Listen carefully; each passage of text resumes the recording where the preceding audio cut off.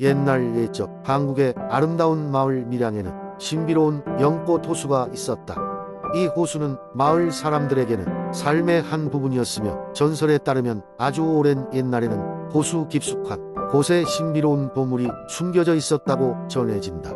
보물은 아주 특별한 연꽃 상자에 담겨 있었는데, 이 상자의 힘으로 인해 호수 주변에 연꽃이 항상 만발하였고, 그 꽃들은 해가 지고 난 밤에도 환하게 빛을 발한다고 했다. 어느 날 마을에 작은 소녀 하나가 살았다. 그녀의 이름은 수아였고, 그녀는 항상 연꽃 호수에 대해 궁금해했다.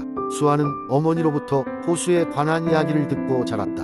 수아의 어머니는 그 호수는 아주 특별해요. 해가 지고 나면 연꽃들이 그 어떤 등불보다도 밝게 빛나지. 그런데 아무도 그 이유를 알지 못한단다. 라고 말씀하곤 했다. 어느 따뜻한 여름밤, 수아는 어머니의 말에 이끌려 몰래 집을 떠났다. 그녀는 조용히 호수로 향했고, 달빛 아래에서 희미한 빛을 내뿜는 연꽃들의 향연에 감탄했다. 그 밤 수아는 호수 근처에서 잠들었고, 꿈속에서 신비로운 목소리를 듣게 되었다. 용기와 지혜를 가진 자여, 연꽃 호수에 숨겨진 비밀을 알게 될 것이다. 라고 그 목소리는 말했다. 다음 날 아침 깨어난 수아는 자신이 꿈에서 들었던 목소리에 대해 생각했다. 그녀는 즉시 친구들과 함께 호수의 비밀을 풀기로 결심했다. 수아와 친구들은 연꽃들이 가장 빛나는 밤을 기다렸고, 때가 오자 모두가 호수에 모였다. 그날 밤 수아는 가장 큰 연꽃을 주시했고, 그 연꽃은 점점 더 밝게 빛나기 시작했다. 그 순간 갑자기 물이 소용돌이치기 시작했고, 커다란 연꽃이 호수 위로 떠올랐다. 수아와 친구들은 두려움을 안고 연꽃에게 다가갔다. 수아는 자신의 손을 뻗어 연꽃을 만졌고, 그 순간 연꽃이 열리면서 예쁜 상자 하나가 모습을 드러냈다. 상자는 황금빛으로 빛났고, 상자를 연 순간 아름다운 빛이 퍼져나가면서 마을 전체를 환하게 비추었다. 상자 안에는 마을 사람들이 사랑 과조화를 이루며 살도록 돕는다는 행복의 꽃씨가 들어있었고, 연꽃 호수의 비밀은 바로 이 꽃씨에서 나오는 마법의 힘이었다. 수아와 친구들은 마을로 돌아가이 꽃씨를 나누었고, 이후 밀양 마을은 더욱 평화롭고 행복한 곳이 되었다. 수아는 호수의 비밀을 발견한 이후로 삶의 작은 것들의 소중함과 마을 사람들과 함께하는 조화로운 삶의 중요성을 배웠다. 그녀의 이야기는 이후 세대에 걸쳐 밀양 마을에서 전해 내려오며, 연꽃 호수는 여전히 밝고 고요하게 마을 사람들과 함께 빛나고 있다. 두 번째 이야기. 아주 오래전 경주라는 땅이 삼국을 통일한 신라의 수도로 번영했던 시기가 있었다. 이 경주는 그 아름다움과 문화유산으로 인해 신의 보살핌을 받는 곳이라는 전설이 전해지고 있었다. 경주의 한 고요한 시골 마을에는 한 소년이 살고 있었다. 그의 이름은 명성. 그는 늘 하늘의 별을 바라보며 그의 운명을 꿈꾸곤 했다. 마을 어른들은 그가 태어날 때 반짝이는 금빛 물기둥이 하늘로 솟구쳤으며, 마치 앞으로 그에게 특별한 일이 다가올 것을 예고하는 징조였다고 하였다. 어느 더운 여름날 명성은 늘 하던 대로 숲속 작은 물줄기를 따라 걷고 있었다. 그때 낯선 노인 한 사람이 그에게 다가왔다. 노인은 자신이 그리운 고향을 찾기 위해 떠돌아다니는 여정에 있는 중이라고 밝혔다. 그의 눈빛에는 무언가 비범한 기운이 감돌았다. 명성은 노인을 집으로 초대했고, 그동안 노인은 명성에게 자신의 이야기를 해주었다. 노인은 옛 신라의 수도인 경주가 아직도 금령과 은의 금빛과 은빛의 신비로운 영혼의 힘을 잃지 않았다고 말했다. 금령은 대지의 보호를 맡고 있으며, 은혜는 사람들에게 복과 미소를 준다고 알려졌다. 하지만 금령과 은혜의 힘은 시간이 지남에 따라 점점 약해지고 있다고 하였다. 노인은 명성에게 만약 그가 진정한 마음을 가지고 있다면 금령과 은혜를 찾아가 그들의 힘을 회복시킬 수 있다고 했다. 그리고 이는 단순히 경주뿐만 아니라 이 땅에 사는 모든 이들에게 평화와 번영을 가져다 줄 것이라고 했다. 명성은 그 무렵 처음 자신이 특별한 사명을 안고 태어났음을 직감했다. 그는 약속의 징표로 노인에게 받은 옥빛 반지를 소중히 간직했다. 그날 밤 명성은 꿈속에서 금색과 은색의 빛이 합쳐지는 신비로운 장면을 보았다. 그 빛은 미래의 희망과 평화, 경주의 찬란한 영광을 상징하는 듯했다. 그 다음 날 명성은 모험을 떠났다. 서귀포의 아름다운 절벽을 지나 신라의 역사적인 유산들을 발길 끝마다 느끼며 금령과 은혜를 찾아갔다. 그의 여행은 고되고 긴 여정이었지만 그에게는 확고한 믿음과 의지가 있었다. 길 위에서 만난 사람들 하나하나가 그에게 새로운 깨달음을 주었고 그들의 친절과 지혜는 그의 마음을 더욱 단단하게 만들었다. 마침내 명성은 천년 고도의 자리 잡은 오래된 사원에 도착했다. 그곳에서 그는 금령과 은혜의 목소리를 의식 속에서 느낄 수 있었다. 명성은 그간의 여정에서 얻은 모든 것들을 진심으로 이야기했고 그의 간절한 기도를 통해 두 영혼의 힘은 다시 새로운 힘을 갖게 되었다. 돌아온 후 경주는 다시 활기를 찾았다. 그 또한 사람들 사이에서 인정받고 존경받는 인물이 되었다. 금령과 은혜의 이야기는 오래도록 믿어져 왔지만 이제는 명성이 이룩한 기적을 통해 사람들에게 더욱 실질적인 의미로 다가왔다. 그리하여 명성은 이제 경주뿐만 아니라 온 나라의 평화를 위해 살아가기로 했다.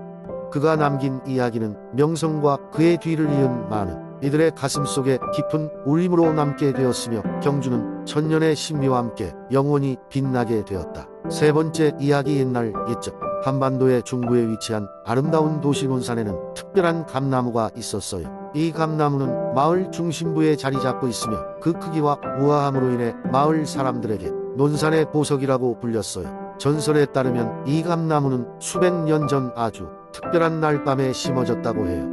옛날의 마을은 가뭄과 기근으로 힘든 시기를 보내고 있었어요. 사람들은 더 이상 희망을 찾을 수 없을 것 같았어요. 어느 날 밤 하늘에서 빛나는 별 하나가 떨어졌어요. 별은 마을의 중심에 자리 잡고 있는 황량한 땅에 떨어졌고 그 자리에서 아름다운 감나무가 자라나기 시작했어요. 마을 사람들은 이 신비로운 사건을 보고 모두 놀랐지만 이후 감나무는 놀라운 속도로 자라고 열매를 맺었어요.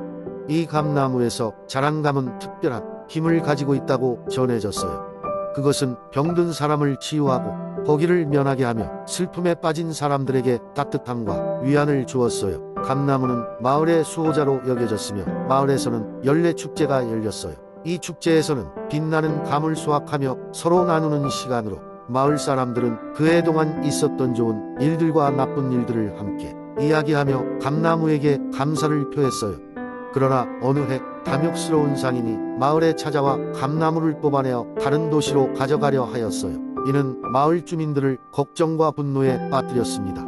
상인은 감나무의 열매가 가져오는 이익을 마을 외부로 빼내고자 했지만 마을의 지혜로운 노장이 마을 사람들을 모아 상인을 설득하기 시작했어요. 이 감나무는 단순한 나무가 아닙니다. 그것은 우리의 희망과 미래를 상징합니다. 하고 그는 말했어요. 우리가 서로 돌보며 살아갈 수 있도록 돕는 마을의 중심이랄 수 있죠.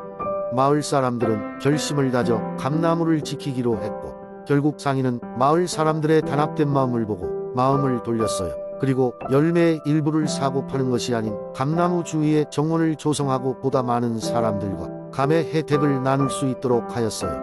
그 이후로 논산의 감나무는 한국 전역에 걸쳐 알려졌으며 많은 사람들이 이곳을 방문해 감나무의 전설과 뛰어난 감을 체험하게 되었단다. 감나무는 해를 거듭할수록 더욱 크고 강하게 자라나 마치 마을이 겪은 모든 역경과 노력의 결실을 보여주듯이 말이야. 오늘날에도 논산의 감나무는 여전히 그 자리에 서 있으며 마을 사람들뿐만 아니라 방문자들에게도 큰 사랑을 받고 있단다. 그리고 그 나무는 자연 속에서 서로 돕고 살아가는 삶의 중요성을 전하는 교훈적인 상징으로 남게 되었어요.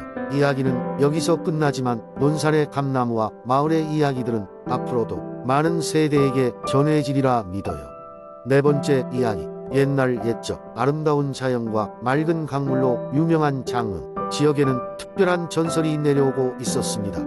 장흥의 깊은 산속 정정한 물이 흐르는 곳에는 신비로운 세상이 숨겨져 있었다고 합니다. 장흥의 길목을 지키는 거대한 소나무 숲을 통과하면 천년을 살아온 용왕의 저택이 자리하고 있었습니다. 이곳에 사는 용왕은 지역의 비를 담당하며 때때로 인간 세상에 비오는 날을 조절하곤 했습니다.